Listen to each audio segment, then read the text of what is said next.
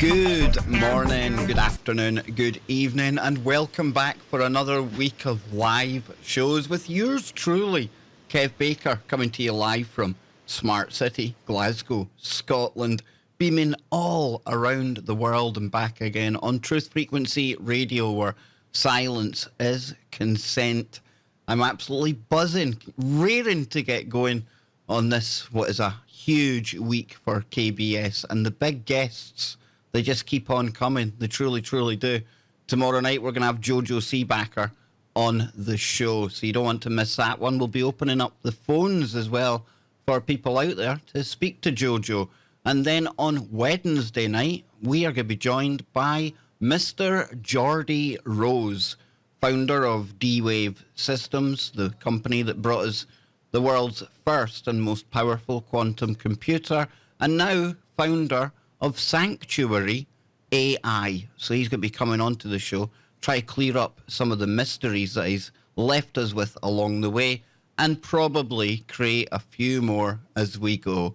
And I'm talking about big guests. It all kicks off here tonight because I have got my good friend back on the show. And I don't know if we can even call him like a guest anymore. It's almost as if he's a co-host when he comes on, because we are on the same frequency. We're usually looking at the same stuff. We certainly find the same dark topics funny from time to time.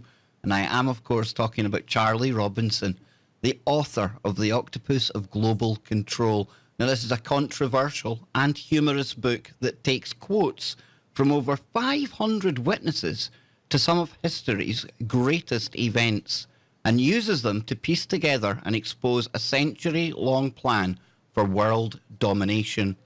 Now, he had a front row seat to the fraud and corruption in the mortgage industry during his career in Las Vegas real estate, and he credits John Perkins' book, Confessions of an Economic Hitman, as the final piece of the puzzle that helped him to really see how the American government operates as the enforcement arm for multinational companies. So there he is. We're back. Charlie, how you doing, man?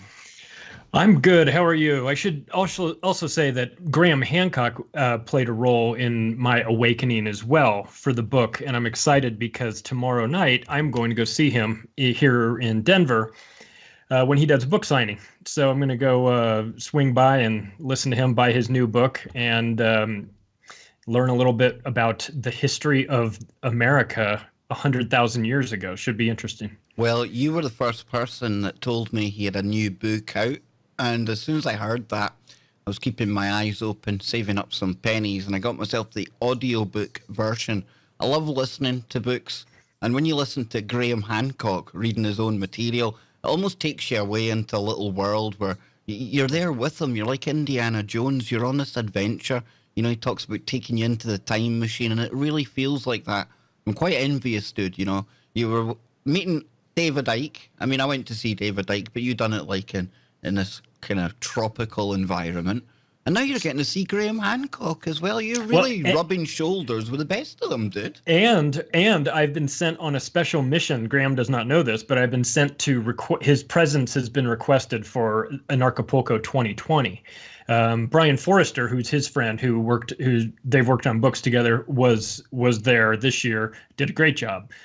Graham is, an anarchist at heart. I think he'd be a good fit there. The crowd has been pushing for it through the social media forums and things like that. Have been, posting videos of his Joe Rogan talk and saying, we got to get Graham. Graham Hancock's got to come to this thing. It'd be great.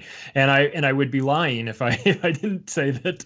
While I was in the middle, we've had this conversation about the ayahuasca thing. After I took my first big gulp from that cup, as I'm walking back to my little bed area, I'm thinking to myself, oh, Graham was right. Pile of dirty socks, a little bit of sewage, battery acid, and a hint of chocolate. Yeah, that's about what it tastes like. So I'm going to give him one of my books tomorrow night.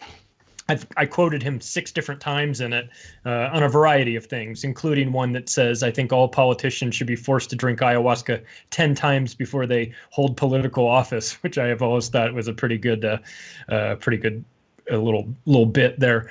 So, yeah, I'm excited. I'm as excited as you are. But You know, Graham He's making his way Hancock. through the U.S., so I figure I'll go see him. He's in my town. Yeah, he's one of the people. In fact, you could probably draw parallels between the way that Hancock and the way that Ike have been treated over the years. You know, probably Ike has had more ridicule thrown his way by the mainstream, deliberately so. But when it comes to Hancock, it used to be back in the day when they would have him on things like BBC and things, it was almost as if they approached it like a pseudoscience that this guy was putting together. However, he was really piecing together the story of the human race, you know, and he was doing it with evidence. But of course, the mainstream world of archaeology, they just put their fingers in their ears and they just nah, and they refuse to hear him, man. Yeah, that's great. That's how you know it's true science when when they refuse to listen to any sort of alternative opinions on that.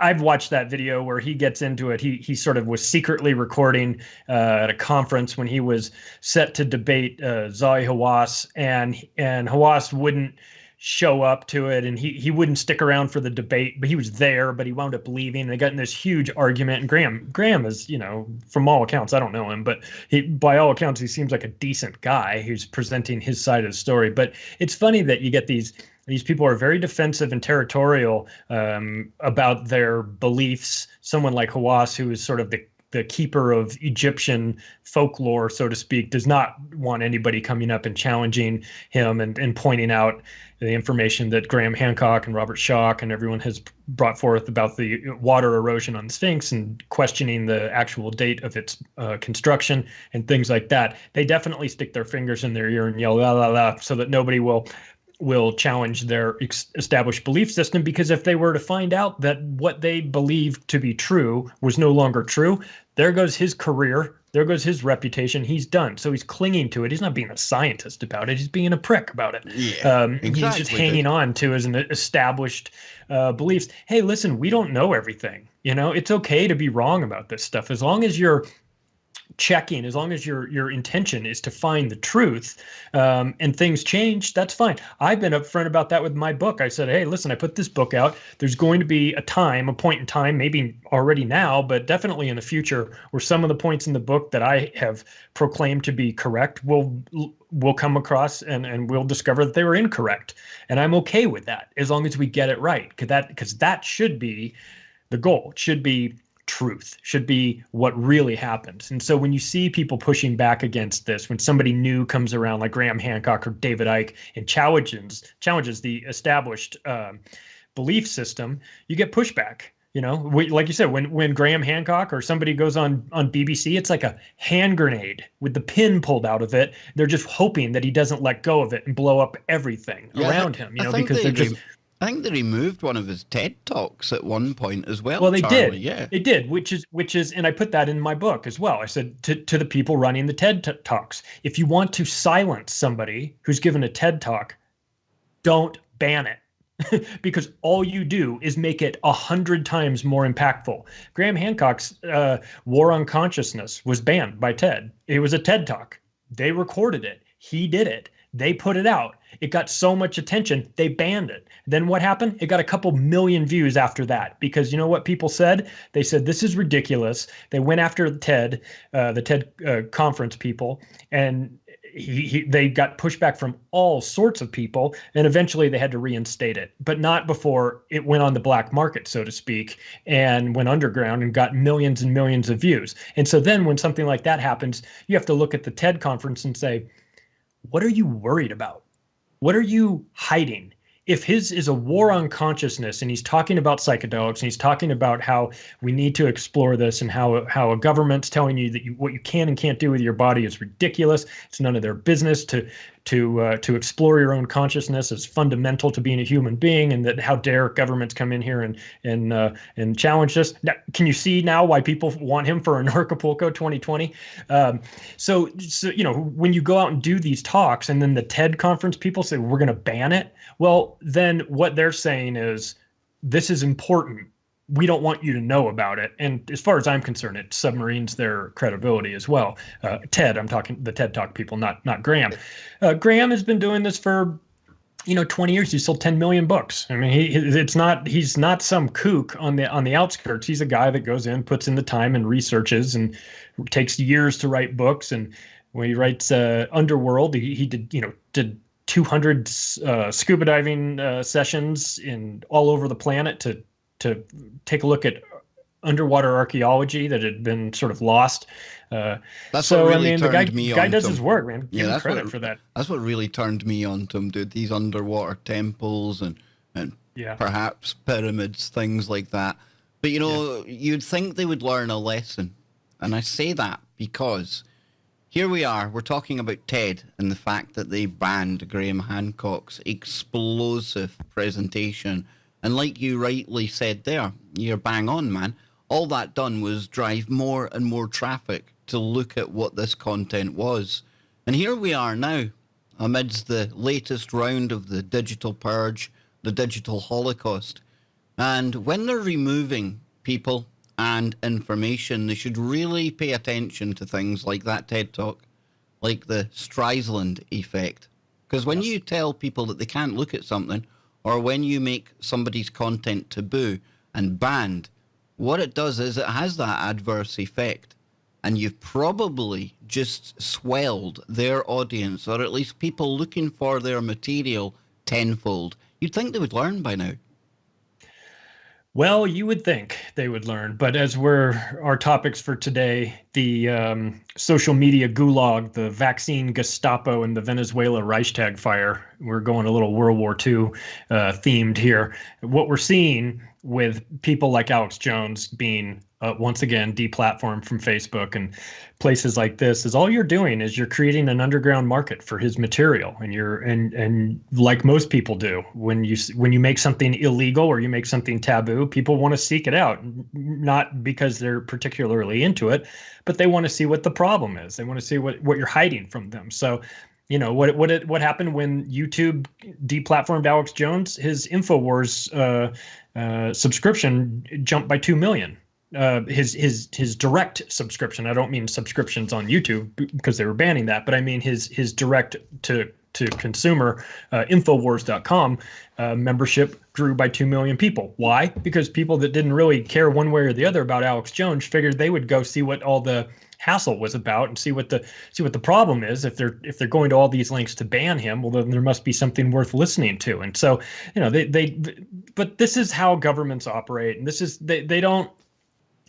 Their policies and procedures are, ready, fire, aim. They don't think about these things very well. Or if they do think about it, they think, well, this time it'll be different. This time they won't care. People that don't know who Paul Joseph Watson is, or Laura Loomer, or even care about what Louis Farrakhan is saying, now they might be interested to go check them out. They're all different, I would say. But you've got Alex Jones, who, is far right. You've got Laura Loomer, that is a admitted Zionist, and you've got Louis Farrakhan, who is an anti-Zionist. So, I mean, there's a wide variety here, but the common theme is silencing dissenting voices. This is a common theme that when it comes to government, and this is what happens. I mean, you just look back at World War II, you can see these things happening. You look back at Cambodia under Pol Pot. The first thing he did was go after people that had voices: newspaper reporters, doctors, lawyers, teachers, anybody that was educated. They wanted to silence them. And so what we're seeing now in 2019, in the lead up in America, in the lead up to the 2020 election, is you're seeing a deplatforming and a silencing of anybody with voices that are anti-war, pro-Trump, or anti-Israel.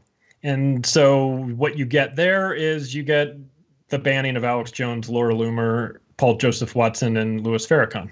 And the last time we hooked up, we were talking about Julian Assange. And I don't think it's a coincidence that all of this is happening at the same time. But it doesn't matter, what people's opinions are. And we say this so often, time and time again, what you think of these individuals, because it goes so much further than this. And we're starting to see this now. Because over on Breitbart the other day, in the aftermath of everything with the purge that started to be rolled out, we had this headline here: link banning is Facebook's terrifying new censorship tool. And if we come down for an actual quote from The Atlantic, it says, InfoWars is subject to the strictest ban.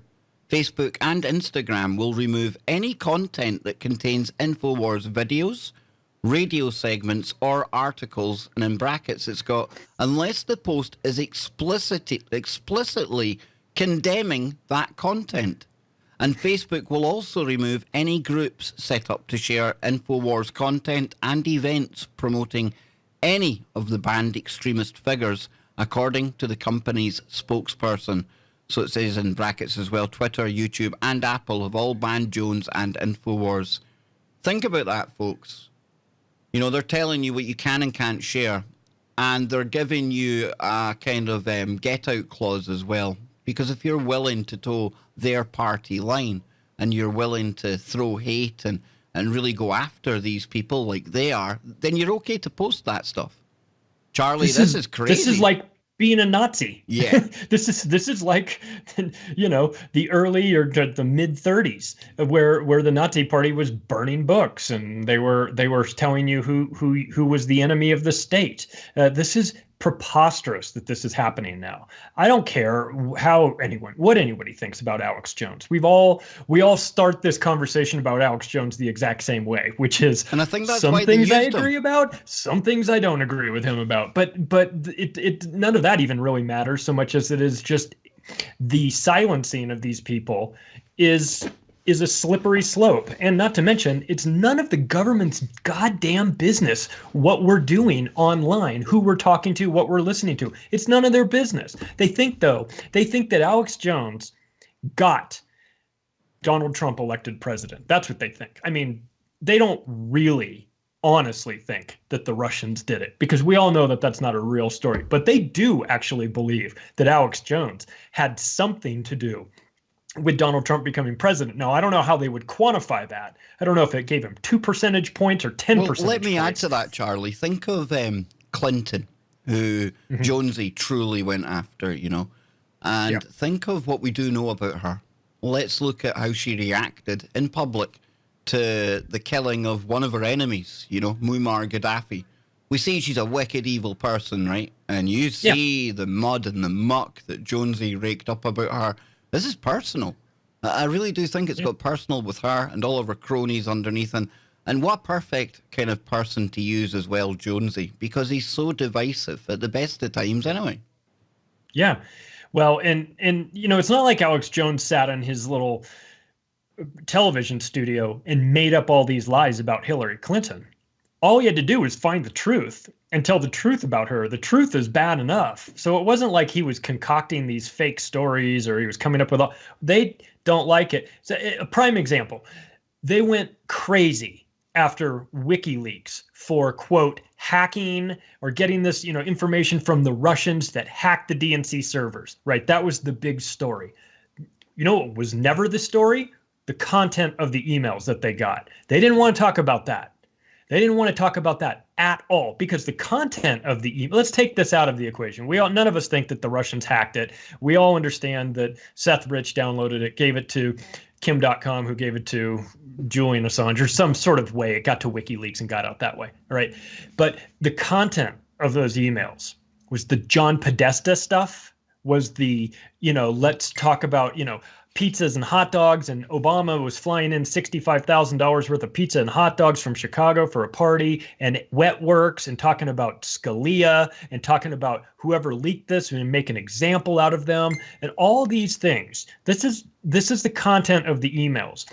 Hillary Clinton wanted to just discuss how she lost the election. Someone stole it from her. Nobody stole it from her. The reality of the situation is that the content of those emails came out, and people that were blind to it finally got a look at what a despicable human being she really is. And John Podesta and Anthony Weiner and Jeffrey Epstein and Bill Clinton and Kevin Spacey. And gee, you know, the Clintons sure do have a whole lot of very close friends that are sexual predators. Maybe That's the reason why you didn't get elected. But instead, the focus never was on the content, because to focus on the content would be to expose who Hillary Clinton truly was. And of course, she hasn't spent 40 years in politics to lose to some guy who's a game show contestant. She was going to win it no matter what. Well, guess what? She didn't count on somebody had a full house, and that was Julian Assange, and he just played that right at the very end, and that was the end of her. And it should have been. I mean, how bad of a person do you have to be to lose to Donald Trump? Let's just be honest. I mean, she could have, if she had just been somewhat decent, she would have made it on. She would have won in a landslide. She would have won if she had just been a normal, semi-conscious human being. She would have been fine. But people, she'd just been a human being, dude. That might have been just a good human start. Being. But isn't it funny? Isn't it interesting? Here we are, maybe a year or so out, and we're starting to see the digital hammer coming down, like you say, the social media gulag. And we knew this time was always coming, this restriction on the information we can and can't share. And what you're talking about there, the effect that it can have, the effect the internet has had. Look at the millions of people that we've woken up, but that have woken up thanks to the information at their fingertips. And I don't think, again, it's a coincidence that right now, 12 months, 18 months out from election time, we're starting to see things being restricted. And the bad news is, and this is just my opinion, I'll get yours, I think it's only going to get worse in the months ahead, Charlie. What say you, man? I do too. Well, one of the things that was discovered in the WikiLeaks emails was that that Zuckerberg from Facebook had consulted with John Podesta through Sheryl Sandberg, the COO of Facebook. There was he wanted to learn how to, quote, move the needle on policy issues, including immigration. So Zuckerberg was asking Sheryl Sandberg to reach out to John Podesta to try and figure out how to move the needle on social things. It said, quote, he, meaning Zuckerberg, wants to meet folks who can inform his understanding about effective political operations to advance public policy goals on social-oriented objectives. Okay, so if anyone says that Facebook isn't democratic-leaning or is not targeting the conservatives or the right wing or whatever, I mean, Zuckerberg is coordinating with Hillary Clinton's campaign manager. This was back in 2016. This is before the election. So he's coordinating with them. They absolutely are Democratic leaning. This is what they are. And I'm not Democratic or Republican, so I don't lean one way or the other, but I'm objective enough to watch this and say it's most Charlie, definitely Democratic leaning. It's globalist leaning, isn't it? Globalist leaning. Because it really is. Yeah, we've seen him over here in the EU as well, and he was basically trying to crawl into the holiest of holies, which is Angela Merkel. And he was telling her that, don't worry about it. We're going to silence all of these dissenting voices. It's all coming. Here it is. Yeah. It's all coming now. And again, left and right, all an illusion. And you know that as well as I do. And it's this globalist bunch. And this New World Order, this plan that you've got in your book, you've got all these quotes and things. One of the major cornerstones of having a global government is to have us all thinking the same way. And there can be no room for dissenting voices. They can't have people, sticking their head up online and, running the risk of, dare I say it, waking people up to the crap that's going on. You have to control that information, because if you control the information, then you can control perception. And if you can control perception, you've rigged the game. Yeah. And I have ranked the most dangerous tentacles of the octopus, with banking being number one, but media being number two right behind it, because I think that the control the media has is so important to the political landscape. It used to, you might think that the people in Washington, D.C. and London and, Tel Aviv, and they don't care what the people think. They don't care what the people think, truly, but it works better when they have the people on their side, when they don't have to fight a public relations battle on every single thing they want to implement. So what they do is they spend the time and effort and money to try and wage a media campaign to get as many of the people behind their goals, to get them on board with it, so that they don't have to fight them later. It's much easier for them to do it that way. But at their core, they honestly do not care what the people want. They want what they want, and they're going to put their goals into plan. And the new world order, or there's a new world order, people will roll their eyes and go, "Give me a break." No, it's a real thing. It's most definitely a plan. The one world government, call it what you want. A one world government has been the plan for over 100 years, and and give them credit. They have put it. It's been incremental. They've done a fantastic job of setting the domino pieces to make sure that one falls before the next, and we're getting to a point where it might be past the point of no return, and that's the scariest part of it all. Absolutely. You're listening to Charlie Robinson, author of The Octopus of Global Control. Check out his website, same name, theoctopusofglobalcontrol.com. Check him out on Facebook, on Twitter, and we'll be right back.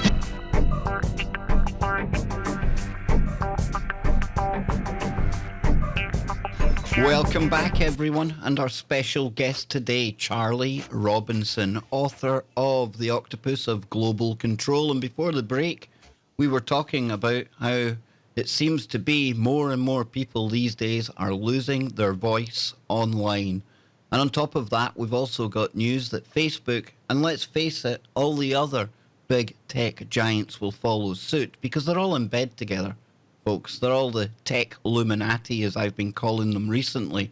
They're now even saying that posting links to websites or sources that they deem, not worthy or dangerous, in fact, yes, harmful content that these people post. So we're seeing that restricted. On top of that, we've got Article 13 over here in the EU. With the copyright stuff going on, we've got Article 11, that link tax thing as well. It's all rumbling on, and we can see how, as I've been saying for some time now, the internet is becoming smaller and smaller and smaller, and we're all being corralled and herded into these big websites because it's all about big data. We're going to be following on from that here because along with this purge, the Facebook purge, the digital purge, the digital holocaust, call it what you will, Charlie here, he has got some new information to me, and it centers around something called the Pointer Institute. Charlie, what's this all about, man? Well, recently in the United States, there was a list that came out about 2 weeks ago that listed 515 organizations that information outlets that its journalists and fact checkers and researchers around the country considered to be unreliable, right? So you remember when we talked about NewsGuard? Well, Pointer Institute is kind of like a NewsGuard, except they've been around for a very long time. It's like a nonprofit journalism-based organization in Tampa, Florida, and they've been, pretty innocuous up until this point. But 2 weeks ago, they released a list of 515 websites that you shouldn't go to because they're dangerous. So who's on that list? Ben Shapiro, Drudge Report, Judicial Watch, Glenn Beck's The Blaze, Breitbart, Project Veritas. Okay, so typically right-leaning people. Who isn't on the list? Well, it should come as no surprise. MSNBC is not on the list. Mother Jones is not on the list. The Nation or The Guardian. So what is this thing? So it's basically what they came out with was a list that had all of these. So it was put together by a guy named Barrett Golding, and Barrett Golding put together an index that brings 5 lists together. So he's taking 5 lists from other organizations and compiling them into one list. And so where they got the 5 lists from, it will make you laugh. So I'm going to read who they are. So the first list they used was factcheck.org's misinformation directory. Okay. Number 2 was Fake News Codex. Number 3 was Open Sources. Number 4 was PolitiFact's Fake News Almanac. It sounds like really boring to read. And the last one was Snopes Field Guide to Fake News Sites and Hoax Purveyors. Okay. When you are using Snopes to prove your point sucks. Okay, because Snopes sucks. Did I hear right that Brian Williams, the faker himself, is he getting a job with Snopes, or was that like some April? I don't know. Well, he still has a job with NBC. I think they clearly. Well, they want to get rid of fake news, fake news, fake news, fake news. You know me, dude. Brian Williams has a job in your network. How are you talking about fake news when you keep Brian Williams on? I mean, I understand he's under contract, but have him like sweep the floors and empty the trash cans or something. Don't put him on the air. This is like the inversion of reality, isn't it? It is insanity. They're laughing it is at like us. it is like the biggest liars in the world are coming out and telling you to not believe fake news, all this other fake news over there. So who is Barrett Golding, you might ask? Well, the guy who put together this list that lasted online about a week before they had to walk it back and take it off the internet because it was such a flawed list. Well, Barrett Golding works for Southern Poverty Law Center. Wow, what a surprise. And I'm on their website here. And, bear in mind everything we've been talking about, people losing the right to post online and people losing their ability to have social media accounts. Julian Assange facing life in jail. And on their website, Poynter, and that's POYNTER.org, get this quote on their About page, on their homepage. We can't have a democracy as we know it without a free press. And that's why Poynter is so important. A free press. How free is a press when you've got these fake fact checkers doing the rounds? I don't know, man. Well, let's talk crazy. How free can the press be when the people behind Poynter are from the New York Times, Vox Media, CBS This Morning, The Washington Post, ABC News, and CNN Digital? And they also have on their board a guy, Senator Bob Graham, who used to be a senator from Florida. He was the chair of the Senate Intelligence Committee that looked into 9/11. Oh, but he's going to tell you the truth about fake news. It's almost as if the Poynter Institute is trying to have a contest with NewsGuard to see whose board of directors can be filled with more globalist scumbags. I mean, NewsGuard has Michael Hayden, of course, who is the worst. But Poynter Institute is by bringing in Bob Graham, who looked the other way on the Senate on the Intelligence Committee looking into 9/11. Did a really good job of looking into 9/11. The only thing he tried to do was try to expose the fact that he thought Saudi Arabia was more involved than that. And of course, what did he get for his efforts? He got thrown out of Congress. So I mean, this isn't an organization that you want to invest any of your hard-earned money or give them any credibility, but they're doing the same sort of thing that NewsGuard is doing. They're selling themselves as the arbiter of what is truth and fiction on the internet. And the people that they brought in to make the decisions on this are the last people in the world you would trust to make that decision. So if you're just a casual fan, or if you don't really know much about this, you're not really operating in this world of trying to dig into the truth. If you take the nightly news at face value for whatever they're talking about, you probably will just say, oh, they made a list of 515 websites I shouldn't go to. And you look through it and you go, oh, InfoWars is on there. Yeah, okay. Oh, it must be good. Well, yeah, sure. There are some clickbaity sites and there's some disinformation out there. And that's, we understand that. But I would much rather have a list coming from somebody else than from this organization with this background. It'd be better if I made the list. If I just made the list myself with no credibility for making a list about fake news or whatever, I'd have a better chance of getting it right, because at least I'm not getting funded by the pharmaceutical industry, and I'm not getting funded by the military industrial complex, and I'm not trying to license this software or license my product or sell anything to somebody else. If you just make a list and you put Snopes in there as one of the sources of your list, you're automatically disqualified, because Snopes is automatically disqualified because they're garbage. It was a husband and wife team. Of course, they split up because the husband spent a ton of money on hookers. And so now he's running it with his ex-hooker wife. So, I mean, this is crazy to me. But if you're a casual observer and you don't know the background of this and you don't know who these people really are, you'll just look at this list and assume that they're telling you the truth. They are not telling you the truth. They are lying to you. They are manufacturing consent. As Noam Chomsky said, they are removing all the voices that they don't want heard, and they are creating an echo chamber with only the voices that they do want heard. And what a surprise, they're all left-leaning. Yeah, those companies that you rattled off there, I mean, they're not going to be happy until it's just them and a handful of others that remain.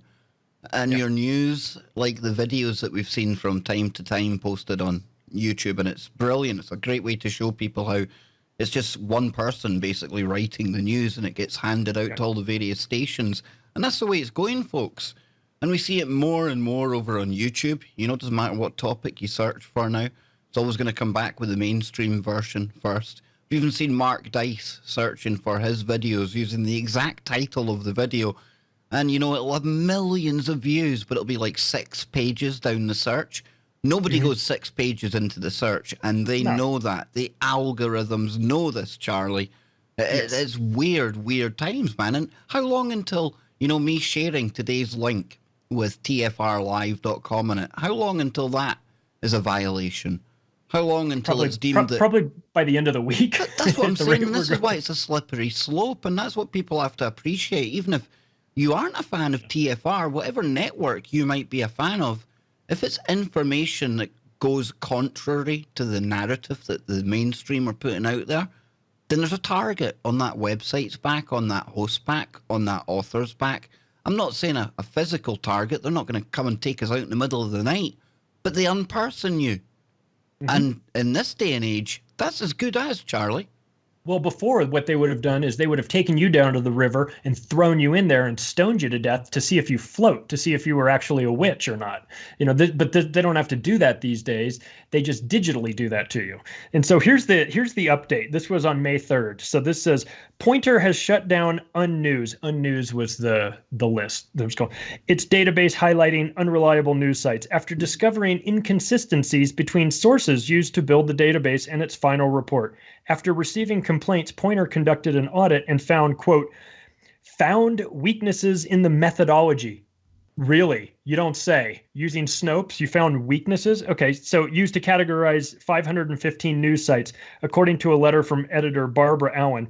Quote, we regret that we failed to ensure that the data was rigorous before publication and apologize for the confusion and agitation caused by its publication. So what they did was they made a list of 515 websites and news organizations and put them out there with all the authority in the world to say that these people are all fake and they're all lying to you. And then when it didn't work out, when people freaked out about it and contacted them and said, you guys are out of your mind putting this list out, none of it is even accurate. You're contradicting yourself like crazy. Then they quietly sort of pulled it back and just, you know, but the damage is done. And this is what happens. This is what they do this all the time. Oh, we're going to deplatform you. Oh, and then you're right. We'll put you back on quietly. Well, the damage has already been done. Oh, we took down all your YouTube videos. Happened to you.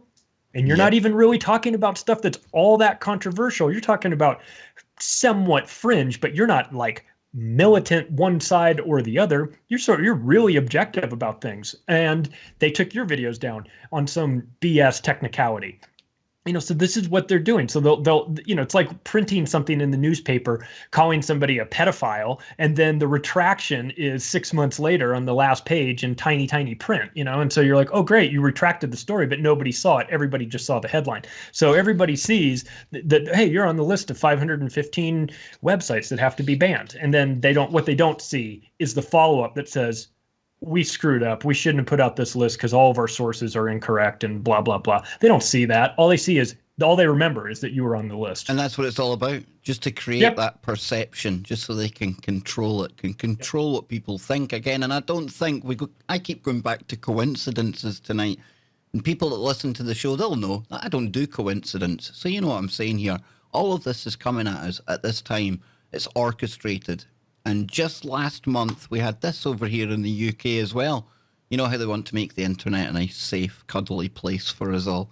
You know, the UK to unleash an internet safety czar on Google, Facebook, and Twitter. And, you know, that's one thing, that headline, Charlie. But if you read beneath the lines and go deeper on that, now we're starting to see the curtain coming off, the collusion between governments and the tech industry. Because this isn't the creation of some role where the government are all of a sudden going to roll into Google headquarters and start working with them to make it a safer place. No, they've been using these internet giants all along. Why? Yeah. Because they create big data. And governments going into this global new world order, new age, call it what you will, big data is control. You know, it's more valuable than money, dude. Oh yeah, and it's funny that they use the term czar, right? Isn't Because it who had the just? czars? Russia. That used to be But like propaganda. We would like say things like that to show how like harsh and tyrannical Russia was. They've got czars and yes, things like that, yeah, but now it's cool and over here. and who? Yeah. Oh, Trump is a Russian agent. Really? Why did Obama name all of his cabinet czars? I mean, why are we not talking about that? It didn't mean anything. I didn't really think of it as being a Russian. It was a Russian term to call everyone czars. You know, the Well, health what czar about and this and Hillary that. Clinton Nobody the ever other said day? that before. Did you hear Hillary Clinton the other day I openly did. calling for the Chinese to come and back the Democrats? You know, hypothetically, if there was this candidate in 2020, God forbid, she's not planning on blowing off the mothballs and coming back, you know, openly backed by the Chinese, is she? I would. And how's that I not would like to say treason? no. How's that not treason? Can you imagine Trump even said that for a joke in one of the White House kind of press briefings or something? You know, maybe I'll get the Russians to back me this time and wink. They would have him at Gitmo in a heartbeat, right? But of course. It's okay for her to sit there and start talking about, like, you know, colluding with the Chinese. Surely that's treasonous, dude. Well, Dianne Feinstein had a Chinese driver that was spying for China for 20 years. So I'm sure, and she pretends like she didn't know that. And of course, there's the rumors that Hillary Clinton left that server unprotected. There was a ton of evidence that the Chinese had been hacking into that server, and the speculation was that she left it unlocked or unguarded or unsecured so that her people in China could just wink, wink, take what they needed from it. And now, I wouldn't be surprised at all. And now we've got the Chinese, that Hawaii, that company with all the back doors into their things. Yeah. Terry Mayhem, you know, our trans minister. I mean, Yes. Theresa Mayhem, our prime minister. Fine gentleman. Yeah, exactly. She grows a great beard. Yes. But she, in her ultimate wisdom, has handed the contract to that company to build the government's 5G infrastructure. You could not make this up. And again, to people on the outside, that sounds kind of weird. Wow, that's silly she would do that. But how long have I been saying, Charlie, you know, you've got to think of the brilliant job she is doing. She doesn't work for the British people. She works for the globalists. No, exactly. People will say these, take polls of how the politicians are doing. How's the president doing? What do people think of the president? Is he doing a good job? Those are the wrong questions to ask, because he doesn't work for the people. And Theresa May does not work for the people. She might pretend that she does, and the people might pretend that she might think that she does, but she does not. So is she doing a good job? Oh, Donald Trump's approval ratings are low and everything. Well, let's ask the real people that he works for. So let's ask for Israel, and let's ask the UK, and let's ask everybody, NATO and all those people. Let's ask them, the military industrial complex. Let's ask them how their president is doing. I'm sure they would give him a much higher score, because he works for them, not you. And I think as soon as people get that through their thick heads, they start to understand that these politicians, they don't care about you. They hate you.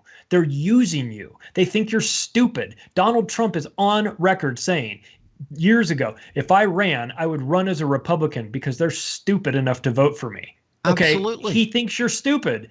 And if you're voting for him to come in and change things, then you are stupid, because it's not going to happen. You can't change the system by trying to replace the parts in the system. You have to destroy the entire system and start a new one. Actually, you have to start a new one first and let that rise up. And then the old system will fall apart because it's just so obvious in comparison that it doesn't work. We live in a crazy, insane world where you take where things like free energy technology exist but are suppressed because it's not in the interest of the oil companies. Well, screw the oil companies. This is about the people of this planet, not the oil company. The oil companies can go out of business for all I care, or they can get into the free energy business if they'd like. They've got all the money, but let's start removing these things that are the corporations are making these major decisions based on what's good for them, and then the politicians sell it to the people as if it's supposed to be good for us. It's not good for us. Not all the time it's not. Most of the time it's only good for them, and it's frustrating to see people marching in the streets saying, my red team is better than your blue team. And you just want to grab them and shake them and say, listen, we're all on the same team. We're the one team. They're the other team. It's not us against each other. It's us against them. They're the problem. They're creating these problems. They're making the world unlivable, and they're treating it like a trash can on top of that. And I just don't know. I mean, I know you're going to have Jordy Rhodes on this week, who I'm very excited to hear. But I mean, do they have knowledge of something that we don't know? Because they're treating this planet like a garbage heap and acting as if they've got a backup plan. It's to somewhere else where they can go when this planet falls apart. Maybe they do. He might know. Maybe, perhaps we will see on Wednesday. Please tune in on Wednesday, folks. This is going to be absolutely epic. Dare I say it, even historic. Who knows what Geordie is going to leave us with that night.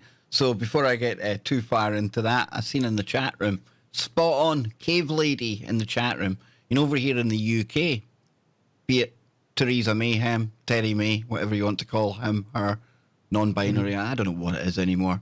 I've given up guessing, dude. It doesn't matter who the Prime Minister is. You know, anytime there's a general election, what happens is the leader of the party who comes first, they don't automatically just take the role and go into 10 Downing Street like you see with in America. You know, you see the incoming president coming into the White House, big fanfare, all the rest of it. No, over here, what happens is that they take a Rolls Royce and there's a helicopter films them as they make their way to the palace. Now, why are they making their way to the palace? You may ask yourself. Well, that's where they ask. They ask for permission, down on one knee. They take the knee, for anyone out there who watches Game of Thrones. They literally take the knee in front of an old geriatric woman and ask if it's okay. Can they have her permission to rule over her subjects? So, yeah, she doesn't work for us, Charlie. No. They all work for the Queen. And, of course, you look back, as your book will brilliantly catalogue, how the royal family, you go back to around just after the time of the World War II, and the fact that they were instrumental in putting together things like the Bilderberg Group and, you know, the foundations of what was to become the European Union. You know, they stole Hitler's idea of one Europe. Yeah, that same mob. Yeah, it works better when you don't tell everyone what you're trying to do. You sort of, you know, you don't have to do it with a gun. It becomes a little bit better of a strategy. The EU was just Hitler's dream of unifying Germany, just taken to the next level, being run by bankers instead of being run by, dictators. Of course, although I would say it's still run by dictators. You know, we can see how there is an element of the brown shirts around, a modern day version, the SJWs who will shout in the face of anything that flies contrary. But, you know, we also had like the Kristallnacht, you know, over there. Night of Broken Glass. Exactly. And over here now, you know, it might not be a kind of physical thing going on, but we have the kind of the algorithm going around causing equal chaos. You know, if you end up on one list or another, all kind of dictated by the algorithms that are watching everything we say, do, and type. You know, that can be enough to see you falling victim, becoming one of these groups, you know. First, they came for the communists. Yeah. Well, to the SJWs that think of themselves as the new version of the brown shirts, I would remind them that during World War II, a parallel group rose up alongside of them called the SS, and the SS then slaughtered the brown shirts, which is what would happen to the SJWs if they don't understand history and understand they're useful tools right now. But they will be discarded the second it serves the system's purposes. That's what happens. To get rid of them. Yeah, they're the first ones to go because they would be the threat. They don't even know it. Yeah, if anyone was to try and some counter coup, they're the ones that they would have to fear, you know. So they are the first ones to go. Like you say, it's a Russian term from espionage, useful idiots. And that's what these people are. Yeah, they're idiots, all right. I don't know how useful they are. I mean, they're useful to the system. Did I give away my Kremlin training there, Charlie? Did I say too much? Did I need to be phoning Ivan after the show? And oh dear, see, you bring it. Well, you'll wait for your rubles payment to arrive shortly, right? So well, hang on a minute here, because I'm not the one that's going to have strong ties with that Russian government propaganda wing called Russia Today, am I? No, well, look, we are witnessing something. I know everybody says that the times they're living in are the most interesting, but boy, I can't imagine it being a more fascinating time to be alive right now. Very frustrating as well. But to watch this, to watch these people demand their own enslavement is like something straight out of Orwell, to the point where you just, I mean, like this, Orwell wouldn't believe this. Yeah, when you We've look at concocted Twitter, the digital, enslavement and the digital book burning that is happening now. And as how does like I remember from one of the Star Wars movies, how does democracy die? To thunderous applause, right? That's where we are now. and when you look, exactly, Charlie, because when you look at social media, and I'm on Twitter more these days than Facebook, but you see people on there actually applauding these people being kicked off of Facebook and Twitter and all the rest of it, and you're thinking, do you realize the implications of what you're watching going down here? And not only watching it going down, you're celebrating it, you're helping it to happen. It's so insane, dude. They're doing the digital version of what the crowds are doing in Saudi Arabia when they watch the guys get dragged out there and get their heads chopped off, sitting there cheering like the Romans did. I mean, this is typical bread and circuses approach to it. And the masses are so dumbed down, they don't even realize what's going on. They don't even realize that they're one step away from being next. And somebody in the chat room said, useful idiots, cheap compost. Before we go to the break, dude, did you see that story about Washington State, that they've like legalized the use of human compost? No. No, I haven't seen that. You couldn't, again, you just could not make this stuff up. And for anyone who thinks I'm just making it up, well, after the break, I'll bring it up. I'll show where I got that from. And just a guy in the chat room was the first person to alert me to that, and I had exactly the same reaction as Charlie there. First of all, I threw my hands up in the air and thought, oh no, who's been fooling my good friend Just a Guy with some fake news website? No, it's true. Soylent Green, ladies and gentlemen. It's people. We'll be right back on the other side. Don't go anywhere. Charlie Robinson in the house. The octopus of globalcontrol.com.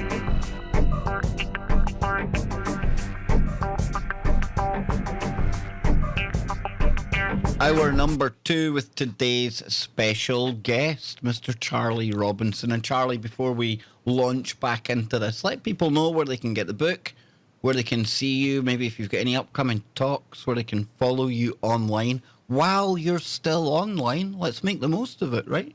No kidding. Well, I'm off. I've been somewhat banned from Twitter. Naughty boy. What did you do, man? Well, it's been over a month. They didn't like the headline image that I have as my I had it since for the last 2 years or so. I hadn't really gotten into Twitter all that much, but I had it going across the top. It's a black and white image from World War II. It's a iconic picture of all of the people doing the Nazi salute, except the one guy who's got his arms crossed and a big red circle around it. Now, Twitter, in their infinite wisdom, seems to think that that's a racist picture. But the reality of the situation is it's the exact opposite of being a racist picture. It's showing the one guy who refuses to do the Nazi salute. But for whatever reason, they seem to they want me to take that picture down, and I just refuse to do it. And so so they said, if you want to fight this, click here and fill this out and everything. I've done that 3 different times. They still haven't responded and to remember, me. They obviously you're up against algorithms here, and this is something I was pointing out the other day. Even if you are to go after something, say the Nazi salute here, and you were to write a big rant about it, how bad it is, how evil it is, that one image alone, it's hard for the AI to discern whether you're speaking negatively or positively about it. So again, it's a good example of how, these things, there is no fine lines, and just posting that image alone, despite the context, doesn't matter about the context, you're gone. See, it's that easy. I know. And on all 3 times, I put in the comments back to them, have a human being take a look at this, not AI, not some algorithm, because if you they made a documentary about this picture. I mean, this is a famous picture. It's not me doing it. It's not me and all my buddies dressed up like Nazis or something like that. And it's the exact opposite. But whatever. So you can find me on Facebook for as long as I'm still there. Facebook / the Octopus of Global Control. But come on, Charlie, come on. We know that Facebook's getting all nice and cozy now. It's not the boudoir that I said it would be, but it's the digital lounge where we'll be able to sit and chill out with each other. No prying eyes, no government, no Zuckerberg looking in. Let your guard down. Let's see your true self, or sorry, let the algorithm see even more about you. It's ridiculous, dude. Yeah, they don't want to see my true self. My true self is using them. I'm using Facebook for my own personal reasons to get my message out there and make people aware of my book. I think Facebook is run by psychopaths now. I don't know that I understand the creation of it, history of it. They've got quite a bit of funding from some sketchy people and organizations, but whatever. So Facebook, you can find me there. The website, theoctopusofglobalcontrol.com, you can buy the digital book there. And if you like the hardcover, it's paperback, but the physical book, you can get that at Amazon or on Barnes & Noble.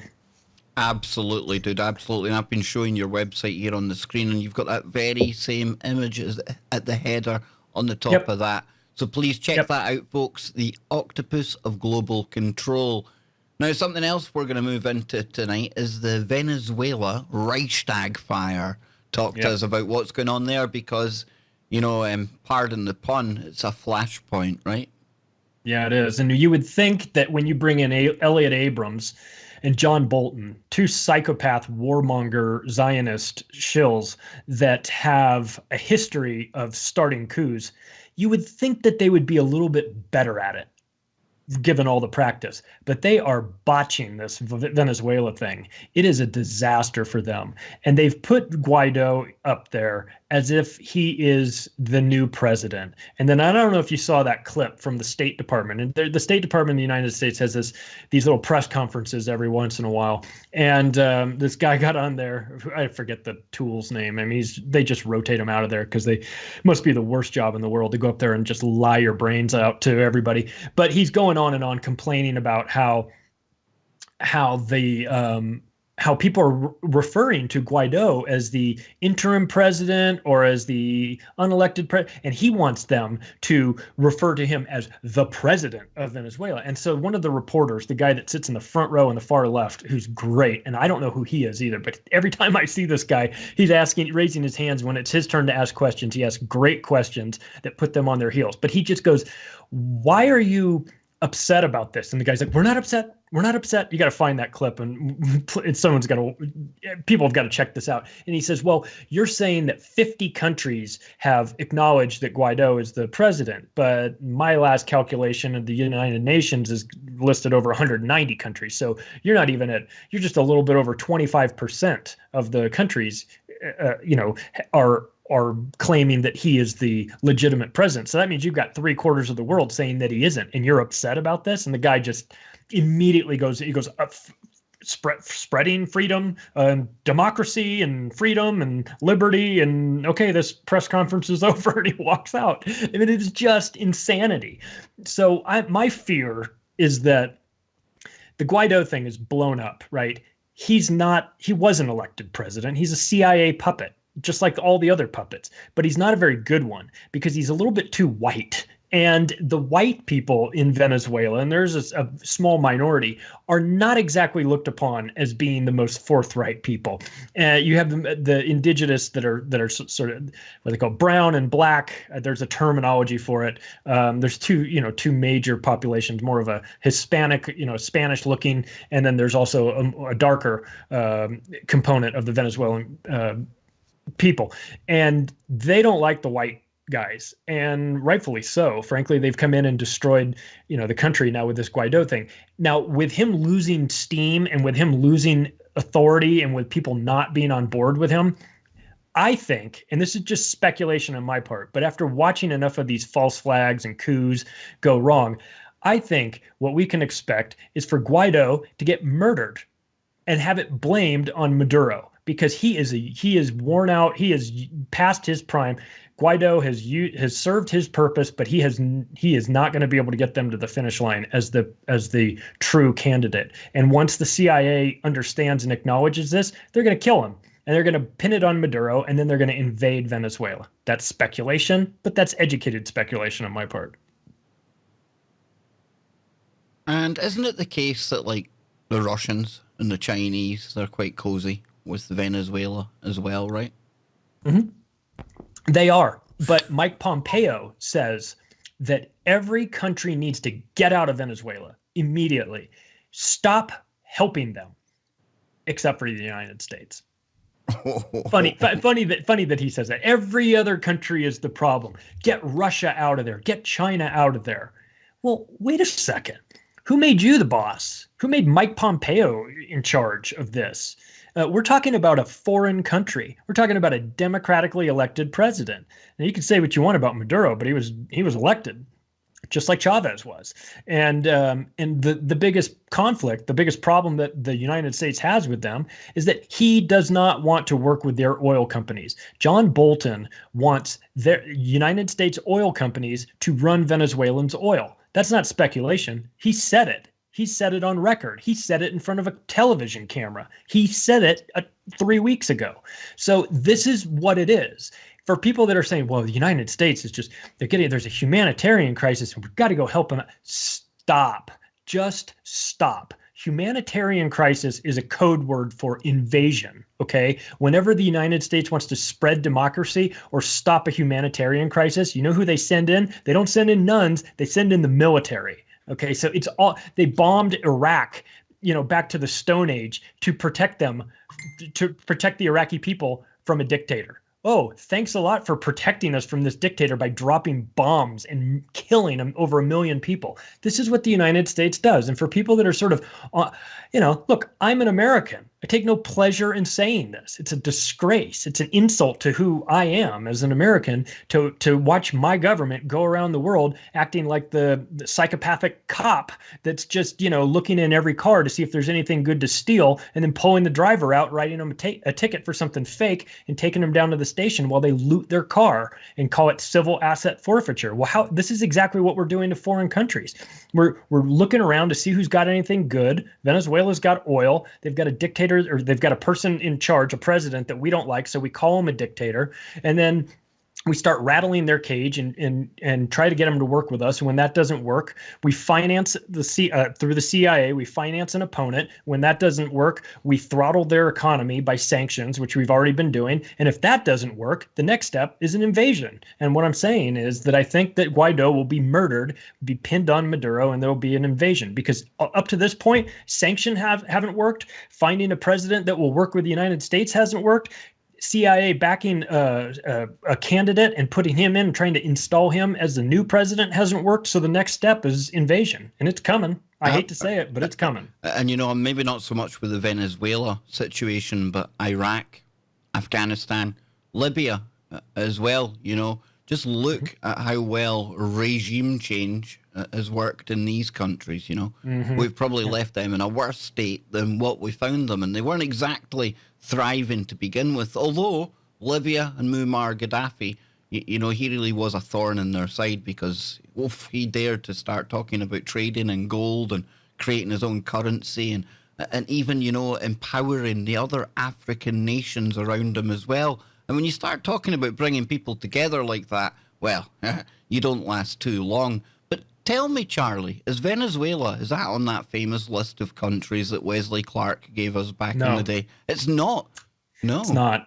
It's not on the list. But had he been making that list today, it would be on the list for sure. But back then, it just wasn't. I think that list was created by Israel, to be honest with you, because it focuses on challenges to that Middle East region.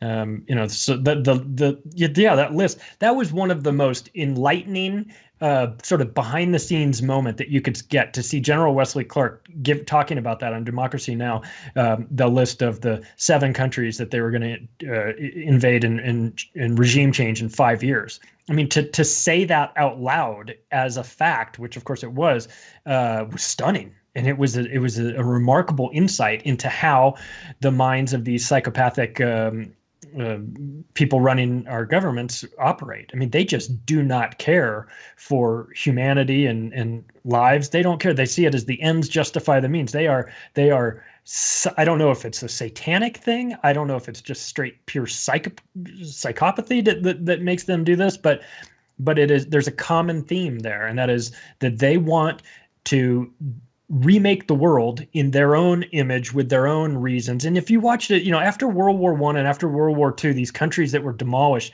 the United States and the United Nations set about to redraw the maps of these countries, the outlines of their borders. And they did so in a way that didn't make any sense if you were trying to create a harmonious country. As an example, in Iraq, there's several different Shias and Sunnis, and they don't play well together. But when they created the outlines of these countries, when they redrew their borders, they drew them in a way that would create conflict, not prevent it. So they intentionally put them all together.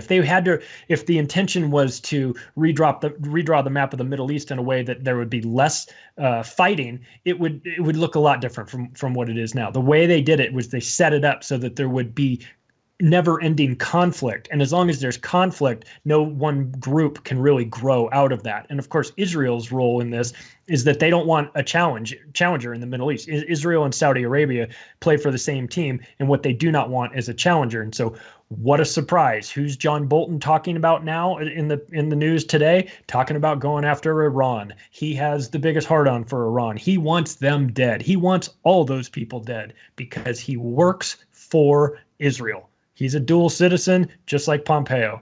They have ties to this. So when you're hearing them talk, and they're doing it from the White House, and they're doing it from these places, from in an official United States capacity, what you are hearing is Netanyahu's words. That's the facts. I mean, that's the truth of the matter. Absolutely. When you look at Donald Trump, I actually try and look behind him to see if I can see Netanyahu's hand operating him. But you see, this is another way that we can really blow this left-right nonsense that people still kind of fall into, because we can go back to Bush and that when Wesley Clark first came out and started talking about these countries, right? And regime change certainly became a thing. It's what America started doing after September the 11th, 2001. So we had a Republican in the big house and the big job then, and it was Bush. And then along comes Obama, the president of peace, right? Winning Nobel Prizes for he's even let his coffee cool down on the Oval Office table. And what continues? Regime change, bombing the hell out of countries that don't play ball with the New World Order. But he's a Democrat. I thought he was different. It's okay because Donald Trump comes along, right? He's too interested in draining the swamp. But now here we are. We're just still talking regime change. We still see him taking part in bombing Syria from time to time, last year, the year before. And again, we see him in bed with the Israelis. And, talking of swamp monsters, Bolton's beside him in the White House. Yep.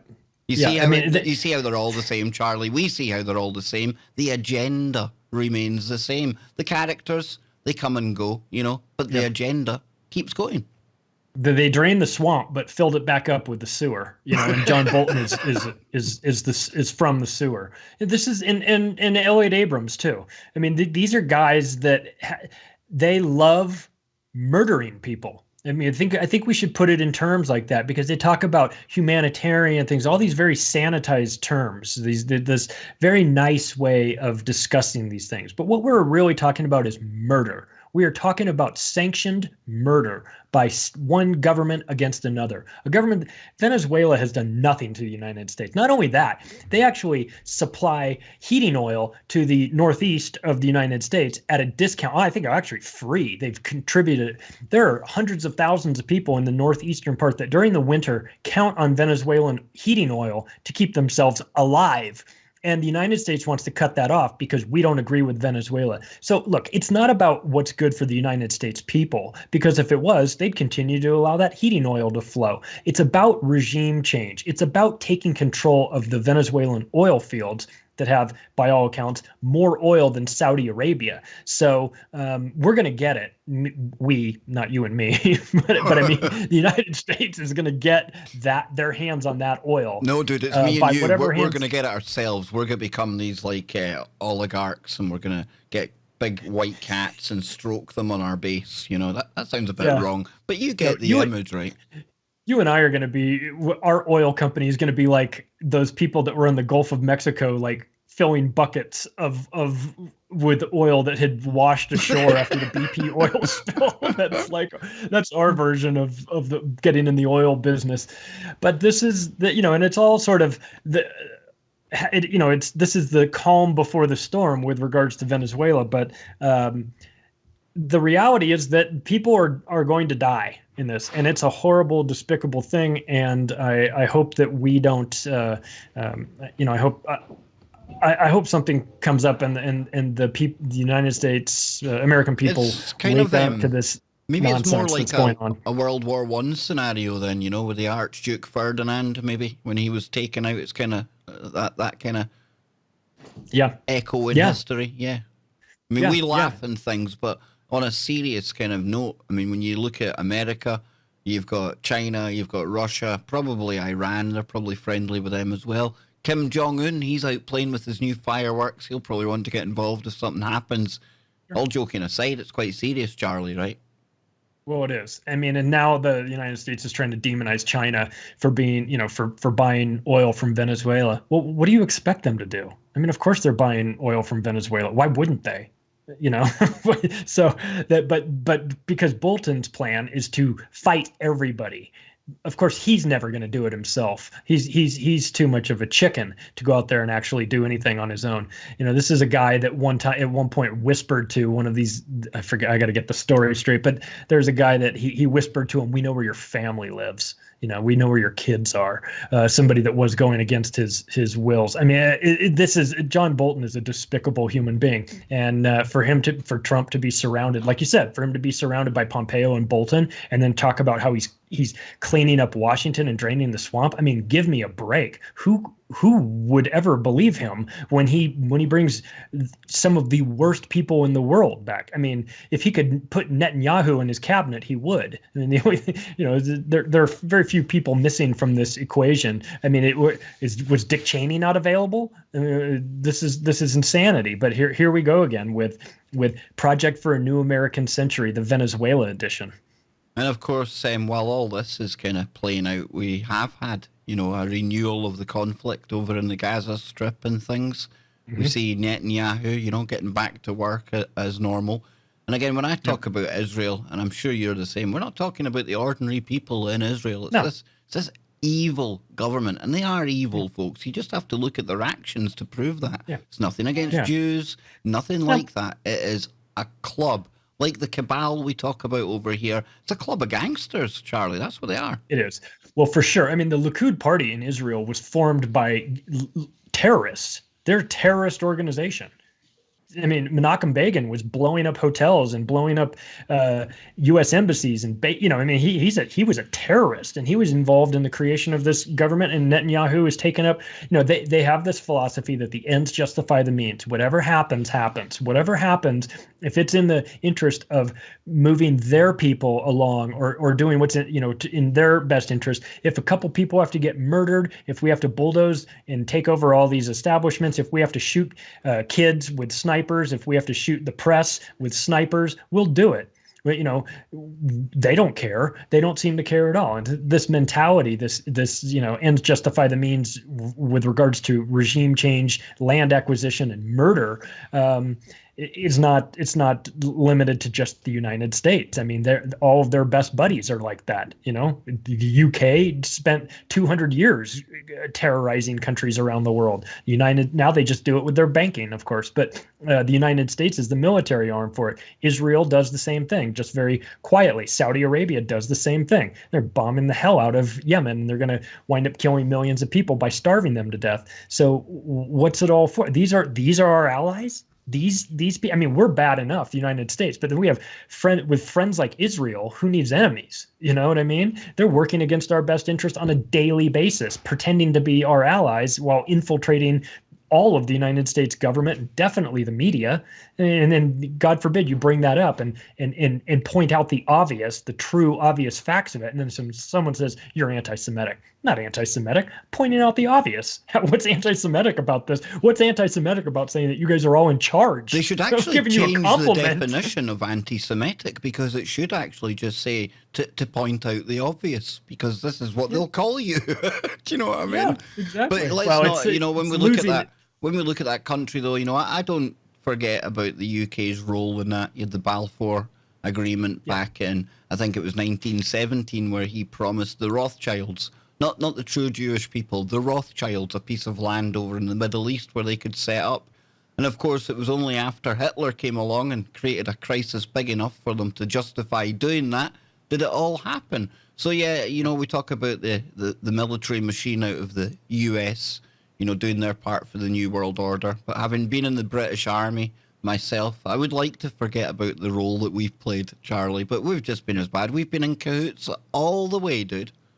Yeah, for sure. And the British Empire had a very good run, but it was a bloody one, and you're like me. It's like we love our country, but just not our government, and there's a difference there.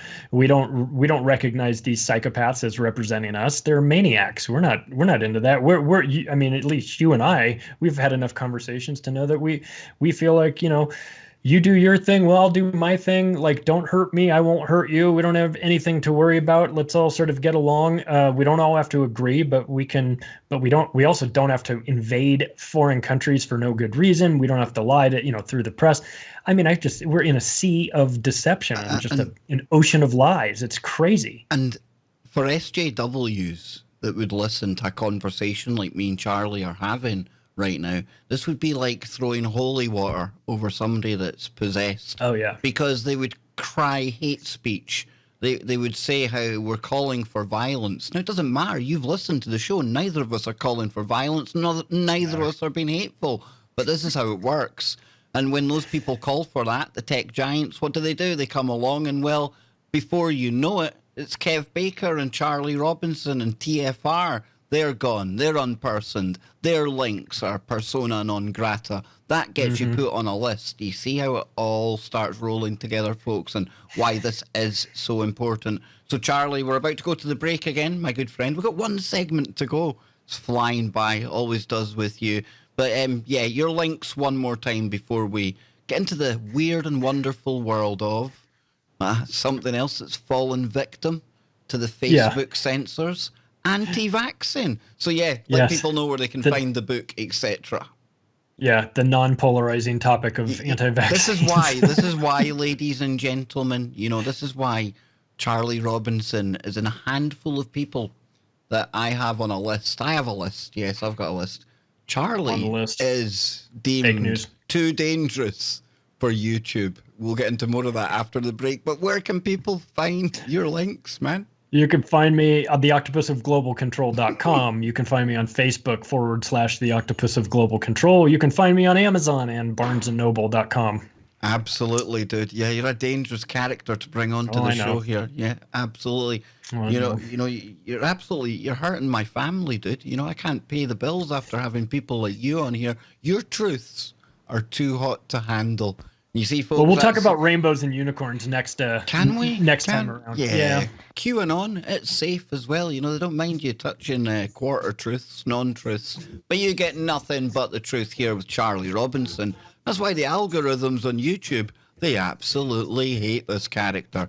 Find out why after the break. Don't go anywhere. More from me and Charlie.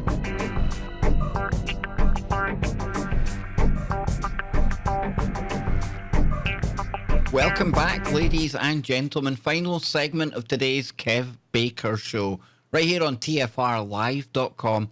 Remember, tell everyone about Truth Frequency Radio, where silence is consent. And if you want to support the network and yourself, maybe you consider going over to ialife.com. That's ialife.com, where you can take part and indulge in some of TFR's very own CBD experience. So please visit ialife.com. So then, Charlie, we were having that much of a laugh during the break, we almost forgot to come back for the final segment.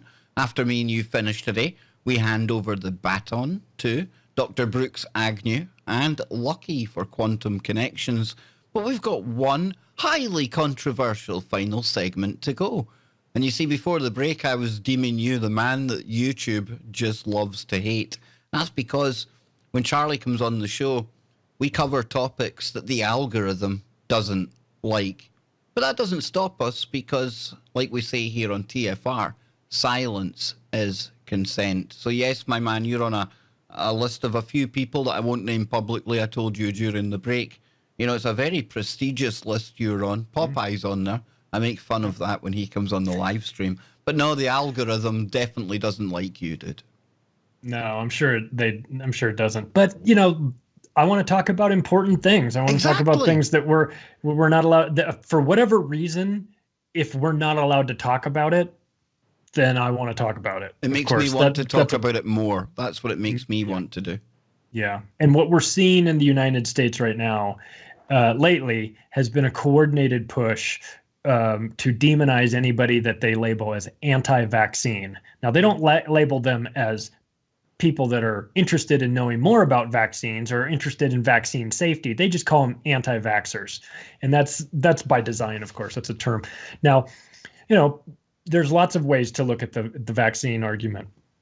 But one of them is that, in a way that you and I probably look at it, is that if they are pushing to make anything mandatory, you have to question why that is. If it's such a great idea that it has to be mandatory by the state forcing this. I saw in California back in 2015, SB 283 came through. That was a law in California that made it mandatory for kids attending schools, all schools, to have the full set of vaccinations required, or else you were not allowed to attend school. No religious exemption, no personal belief exemption, no nothing. So that is, of course, it's medical tyranny, right?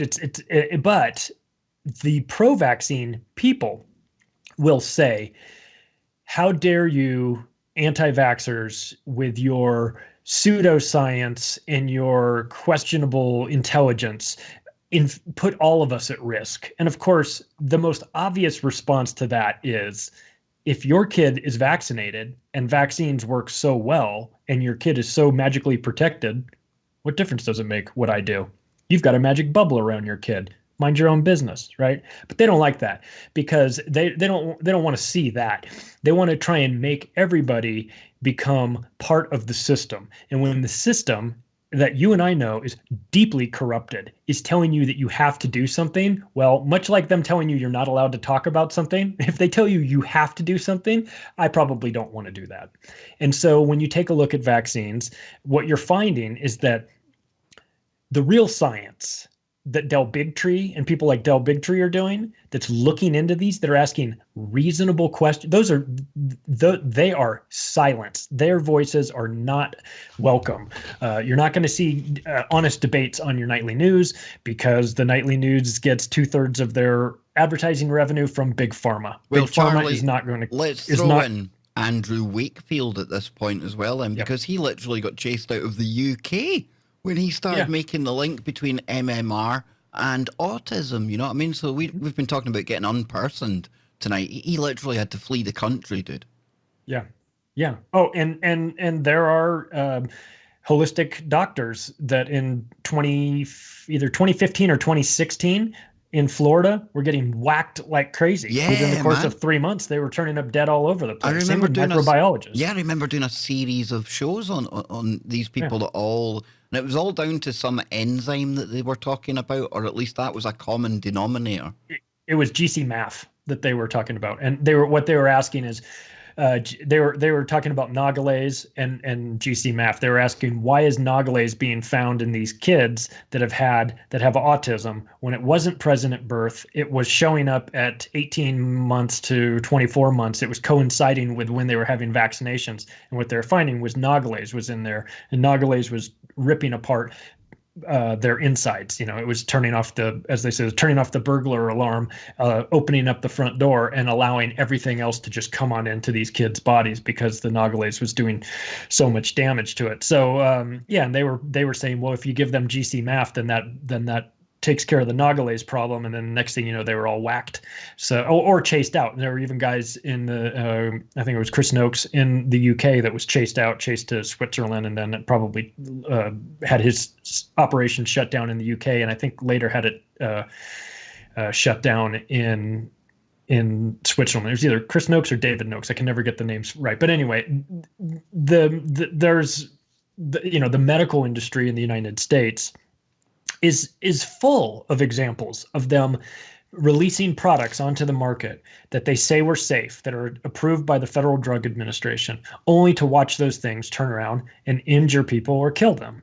I mean, the history is littered with this. Vioxx cost billions and billions of dollars to the pharmaceutical industries that put those products out. It's in the new book that's coming out. I put a list of all of these drugs and how long they were on the market, and they're not just on the market for a couple of months. You're talking about drugs that were on the market for 60 years that turn out to be killing people. So why is it that if you're in an industry like the pharmaceutical industry, where you've got product after product after product that is banned, that wind up becoming recalled for killing people, do you find it so impossible to believe that maybe sort of vaccines might need to be looked into a little bit more, especially considering the 1986 law that Congress passed, the Protection Act, basically the vaccine big pharma manufacturing Protection Act that prevented them from being sued, and the establishment of the Vaccine Adverse Effects Reaction Courts, the VAERS Court, right? So these were set up, and the VAERS Court has paid out over $4 billion in damages. Now, that money doesn't come from the vaccine manufacturers at all. It comes from the consumers. It comes from a 75-cent tax that is on every single vaccine that people purchase. So that's the money that's used to fund this payout system. And then the payout system, by all accounts, is paid out about 1% of the people that were actually damaged by it. And if you receive a payout from the VAERS court, you sign a non-disclosure agreement that if you mention so much as what you got or how you received this settlement, they can come after you for 10 times that amount in damages. So now what you would have happen is, God forbid somebody goes through the VAERS court with a sick kid, gets $1 million settlement from them, they open their mouth and talk about it, then the pharmaceutical companies come back for them, sue them for $10 million, win, because the courts are rigged in their favor, of course, and then now you've got a sick kid with autism and you're $10 million in the hole, and you're living in your car if you're lucky. So this is a dirty industry. Okay, and the science is not settled, despite what that moron Hillary Clinton says. The science on vaccines is most definitely not settled. Whenever you hear that, it's not science anymore. It's dogma. It's religion. It's the religion of vaccines. And so this is what we're facing. And anybody that comes up and stands up and says, I just think that we should do more testing on this, they're treated like a witch. You're right. They're trying to burn them at the stake. How dare you come out here and talk about, you're putting our kids at danger. Never mind the fact that the pharmaceutical industry does a good enough job of killing people every year that they're the third leading cause of death in the United States. Over 100,000 Americans die every year from the pharmaceutical industry. But calling them out and asking them to check the vaccine safety makes us the criminals. This is insanity. It's just nuts. It's a bunch of people that haven't taken the time to look at any of the information, dig in for themselves. Look, pharmaceutical companies cut corners. They're in the business of making money. They're not in the business of making you feel better. They're in the business of treating sick people for profit. That's what they do. Why is it hard to believe that they might be setting these vaccines up, slamming them into kids? Why would they want to prevent all of these future money-making events that could come on the back of these diseases that they say they're trying to eradicate? But I often think about it this way as well, and it takes us back full circle to where we started tonight, and the story of mankind. and people like Graham Hancock, who's certainly rewriting the history books. Now, without putting a figure on how long us humans have been here and how we got here, think about it. Up until, say, the last, 20 years or so since the whole vaccine regime really started to pick up pace, out of that entire period of time, 20 years out of, say, a 200,000-year history, it's not even 1%, it's not even a fraction. And yet we managed to make it this far, Charlie, without all of these concoctions, without all of these poisons going into our infants at birth. We got here okay. We ain't perfect, but we never were. But you know what? Humanity survived. We got here. And why? What's changed so much? Why do we need all these things now?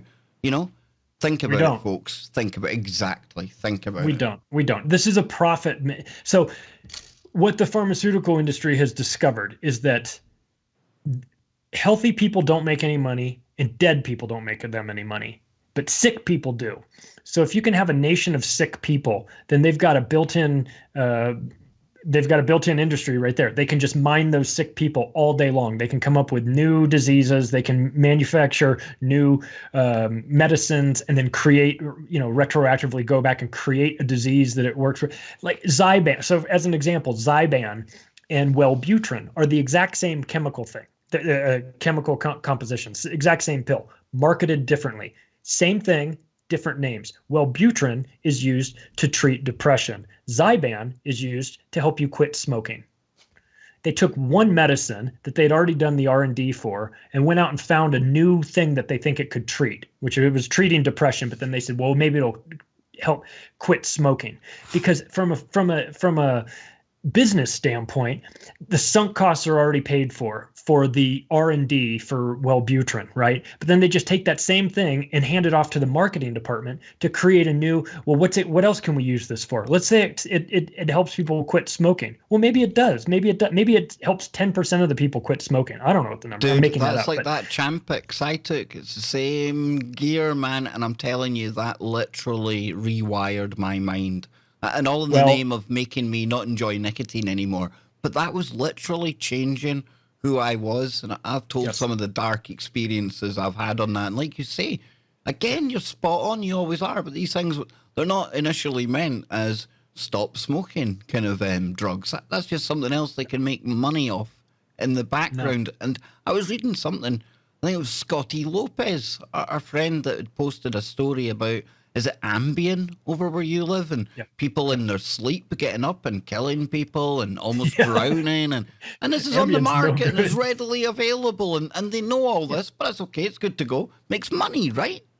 Yeah, for sure. Well, when you took Chantix, I don't know if I ever had this conversation with you, but there are websites that are like, I forget what exactly it's called, but it's like Chantix Nightmares. Yeah, man. Yeah. Oh. And it is, I mean, I feel bad for the people that have taken it and have had serious side effects. But I got to admit, when I went through that website and started reading some of the nightmares, it was hilarious. Charlie, I mean, they were the craziest dreams that people explaining, like I was riding on a dinosaur and and then, and then I stabbed somebody. And you're thinking, so strange. And you'll be able to appreciate, with the psychedelics, the ayahuasca that you took, the mind, there's so much that we really do not know about the potential of the mind. And I swear, and it's something I came across as well, it's almost as if these dreams, and I'm throwing up air quotes here because trust me, dude, they ain't like dreams. They're as real as me and you sitting talking right now. And what it does, I was experiencing people from my childhood, people from years ago that I'd literally, they were well in my subconscious because they were gone from my conscious mind, but they were there. And I was telling the counsellor, because they give you a counsellor with these tablets, that tells you everything you need to know, right? You got to go once a week and you sit down for a wee cup of tea and a chat, and the lady's looking at me because you look so tired. I'm like, that's because I'm literally scared to sleep. And we were talking about it, and she was saying, Kev, I shouldn't really say this, but she didn't disclose any names or information, but she said there was this older lady, and for whatever reason, she was having to take the Champix as well. And it was getting towards the end of her 12-week course. And she was actually in tears. And she was asking the girl, is there any way that I can stay on it? You know, it successfully got her off the cigarettes, but she wanted to stay on it. And the reason was she had lost her husband a few years before that. And she was telling the girl that it's literally every night when I go to bed, I'm looking forward to it because it's like getting to spend time with my husband again. And, Oh, and I wow. don't want to let go of that. That's Oh, the level of realness that the dreams have. And I had some bizarre ones as well, dark stuff going on.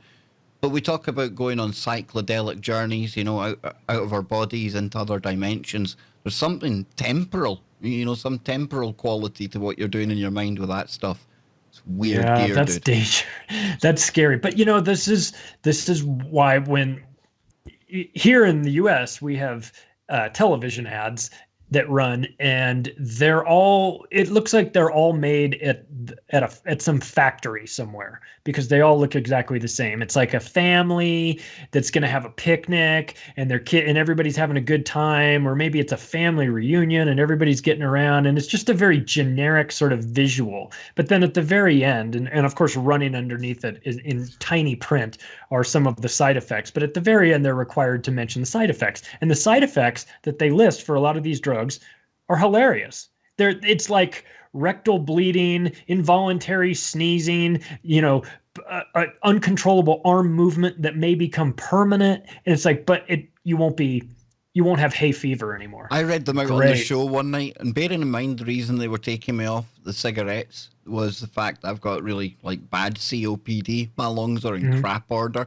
One of the side Right. effects was restriction of breathing. And Great. I'm thinking, that's been a good day. Why am I taking something that'll literally make it even harder for me to breathe? But don't worry about that because it'll stop you smoking, right? It's crazy, Right, man. exactly. We're in a point now where whether it's the government, whether it's big pharma, whether it's the banks, it's like everybody is out to get you. And if you say that to somebody that doesn't have a firm grasp on all this stuff, they'll look at you like you're out of your mind. And They'll look at you like why, you're a Charlie? paranoid schizophrenic. But like, I kind of joked with people before, like, do you ever get the feeling that your government is trying to kill you?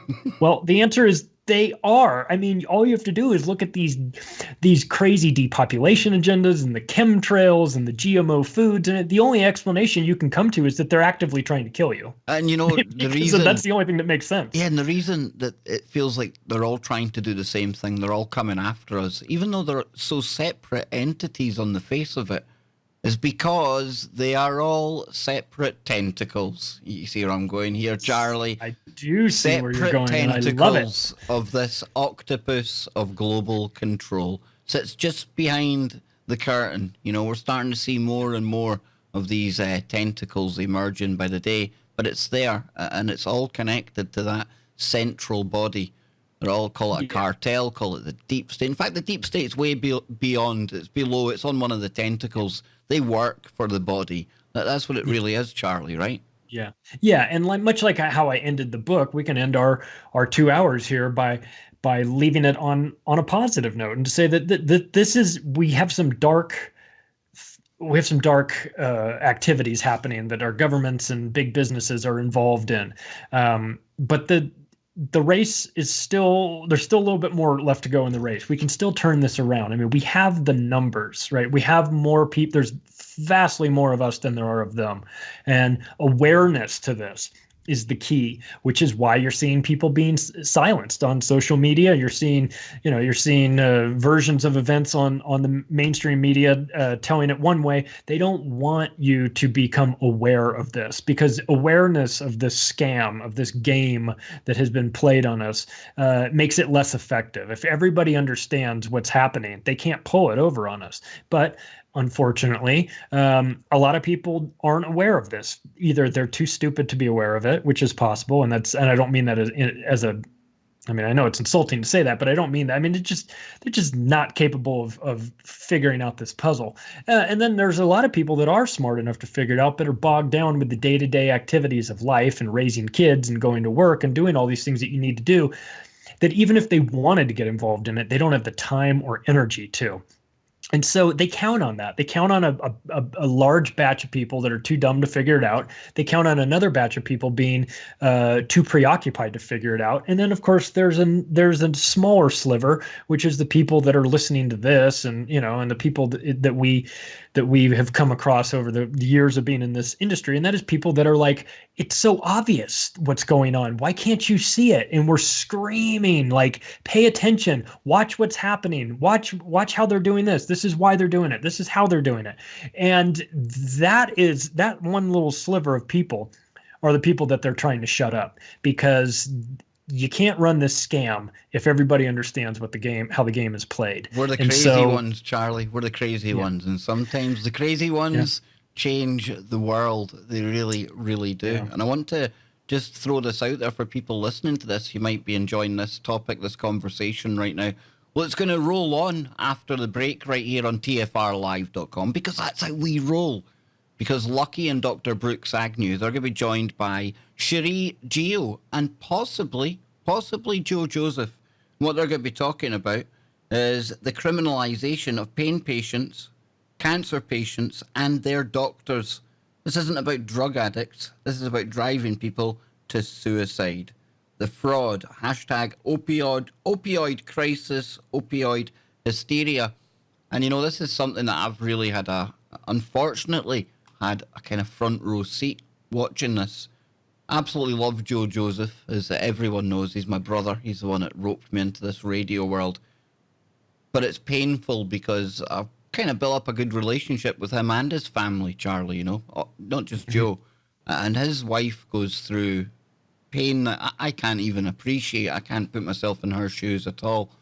And this is really how I've had a kind of a crash course into the whole opioid thing going on in the US right now. Mm-hmm. When I compare it to our health system over here, I've said before, some of it good, some of it bad. It's utterly criminal what's going on in the US right now, man. It truly, truly is. Yeah. It's such a hypocritical thing too, because on the one hand, you've got these drug manufacturers that are producing medicines that are killing people, literally killing people every day, killing people. And yet then the demonization of marijuana as a Schedule I drug with no medicinal value, which is insanity, because half the states have it legalized for medical use. Some have it legalized for everything. Like me here in Colorado, I can go to the store not too far away, walk in, show my ID, and buy as much weed as I want. And see, that's how crazy it is, man. That is kind of awesome, to be honest with you. That is insane, Charlie. I mean, it beats buying it from a gas station on Pico and Alvarado in Los Angeles, like I did in college. Hypothetically, if I did have to buy it in the UK, hypothetically, because probably talking about doing the real thing is deemed a criminal act these days. But, I would probably have to walk down to a really, really dodgy location, the kind of place that you usually see in crime scene photos. And I really have to rub shoulders, hypothetically, with some really shady characters. You can picture it. Yep. Roughest end of Glasgow. So, yeah, I get where you're coming from there, but I love what you said there. That shows how ridiculous this is. I remember Chris Gio one time as well. He was stood on one side of a state line, and he was posting about how on this side I can do this with the weed, and take 2 steps that way, and I'm like 10 years in jail or something. You're thinking, that shows how insane this is. It is. It's nuts. And, and so it also just shows that the pharmaceutical industry and the government, if their goal was to help people, they would be doing things a lot differently. I mean, if people say, well, you say that the government is out to get you and you say that big pharma is criminal and everything, don't take my word for it. Just look at the facts. Look at what's legal. OxyContin is legal with a prescription, and and fentanyl and these things, they will kill you. Marijuana is illegal. Why is that? Well, because the government doesn't control it. Now they're trying to make it legal and taxing it, because now they want to get in on the industry, which is, fine. Legalize it. It's ridiculous. They treat people like they're kids that they have no idea. I mean, we could be responsible for, and it's not like people aren't going to get it anyway. Legalize it. Put it out. Look what happened in Portugal. Portugal legalized all drugs, and their rates of incarceration for drug use dropped by like I think like 80%, and also of course the deaths from overdose has dropped Think about it, considerably. Charlie. So. It's the opposite effect of what we were talking about earlier. You take away the taboo factor, you tell people they can do something, and you know what happens? They don't want it. The novelty goes out of it, right? Yep. Yep. Yep. It's funny how we Yep. came full circle. It's been a blast, Yes. dude. Always a blast with you. Love hanging out Always. with you, man. Me and too. No doubt by this time next month, there's going to be yet more crazy stuff for us to get into. But this is, a mark of your work, sir, because no matter how long or how far we go into the future, because you've kind of catalogued this journey that we've been on so far, we're always going to be able to take current events and show that, this is nothing new, or we shouldn't be surprised. And it's all plans that are a long time in the making. So that's why I'm really blessed, Charlie, to have you come on, speak to me and the audience, and love working with you, bro. I love working with you too, man. It's good. You got a great audience, and that sounds like a great show.